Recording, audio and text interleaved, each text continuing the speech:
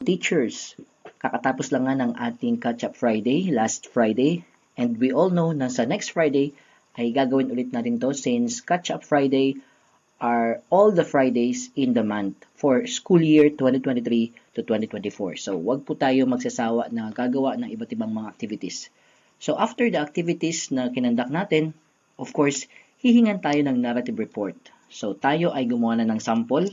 Mayroon po tayo ditong dalawang sample ng narrative report na pwede nyo pong i-modify since ito po ay sample only. So, ayan po. Papakita ko po sa inyo ang ating mga nagawang sample. Sample number 1. Ayan.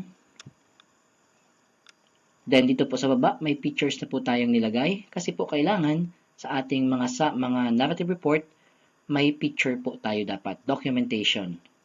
Then, of course, prepared ninyo. Then, noted ng inyong principal. So, sa baba po, may nilagay na tayo dyang ready-made na footnote. Then, ito po naman yung ating pangalawang sample, sample number 2. Ibang format naman po siya since ito po ay depende sa kung saan kayo pwedeng mag-fit. So, yan po.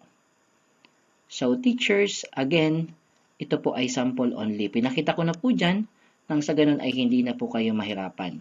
Anyway, if you have questions pa din po, mag-message na lang po sa ating messenger or check ang description para sa mga details. So, thank you for listening and if nakakatulong tayo, pwede nyo po akong i-follow or i-like yung ating mga videos. So, thank you teachers.